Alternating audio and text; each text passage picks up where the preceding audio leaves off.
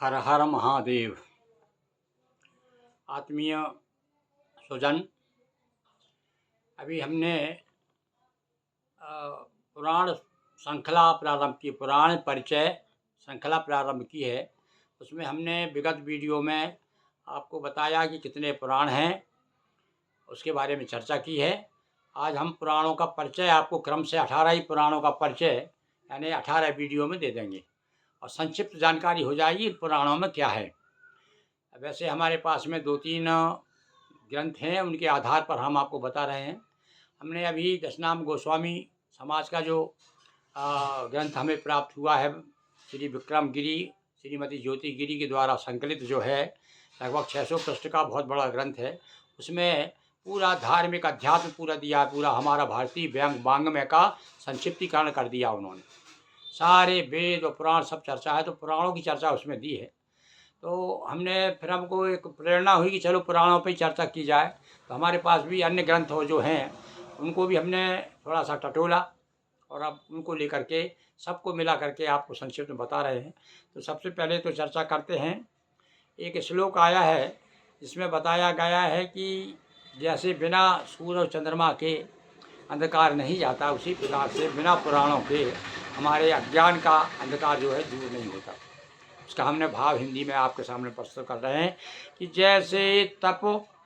जैसे तम जाता नहीं बिना चंद्र दिनमान, अंधेरा बिना चंद्रमा के दिनमान के सूर्य के बिना नहीं जाता। जैसे तम जाता नहीं बिना चंद्र दिनमान, और वैसे ही अज्ञान तमो जाय न बिना पुराण। पुराणों की इतनी महिमा बताई है भाई हमारे ग्रंथों में। तो ये ब्रह्म पुराण के विषय में आज अपन चर्चा करते हैं। तो ब्रह्म पुराण में जो संहिता में है, उसके कुल उसमें देखिए दशनाम गोस्वामी समाज में तो 14,000 बताए हैं। ब्रह्म पुराण में 14,000 श्लोक हैं। एक मत एक अलग ग्रंथ हमें प्राप्त हुआ, उसमें 14,000 बता रहे हैं, पर हमें एक श्लोक मिला स्कंद पुराण में, वो ज़्यादा प्रामाणिक हमको लग रहा है। वो श्लोक हम सुना रहे हैं आपको। क्या है वो श्लोक? कि ब्राह्म्यम पुराणम तत्राद्यम संहितायाम विभूषितम श्लोकानाम 10,000 नाना पुण्य कथायुतम। ये हमारे यहाँ होशंगाबाद से एक स्कंद पुराण के अंतर्गत रेवा खंड प्रकाशित हुआ है, नर्मदा पुराण नाम से। उसमें श्लोक दिया है। श्लोक क्या है सुनिए।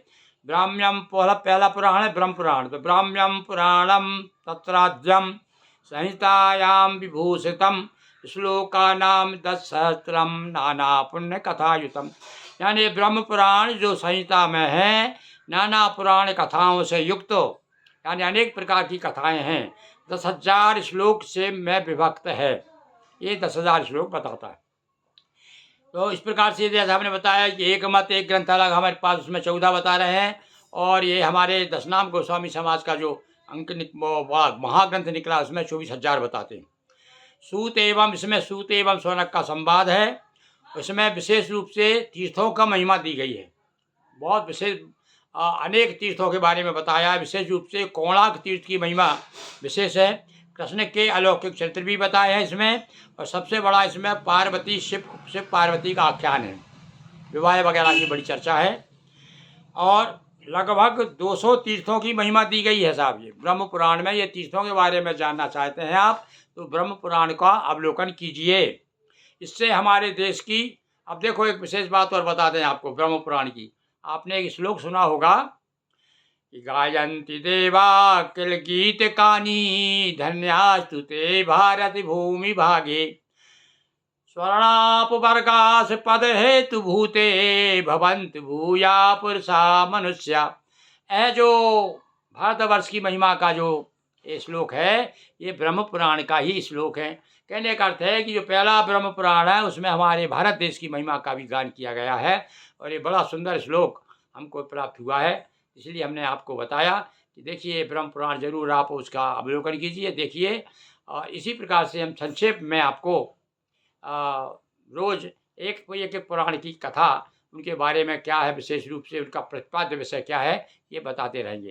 तो आज इतना ही। ब्रह्म पुराण के बारे में आज सुन करके आपको एक जिज्ञासा हुई होगी कि देखिए ब्रह्म पुराण में, वैसे तो हमारे भारतवर्ष के बारे में अन्य पुराणों में भी चर्चा है, भागवत पुराण में भी है, विष्णु पुराण में भी, तो विष्णु पुराण में भी पूरा स्पष्ट लिखा हुआ है। तो ऐसे बहुत से पुराण के भरत के नाम से हमारे देश का नाम भारत नाम पड़ा, यह भी मिलता है हमें पुराणों में। तो समय समय पर हम आपको इस प्रकार से जानकारी देते रहेंगे। बहुत बहुत धन्यवाद, साधुवाद।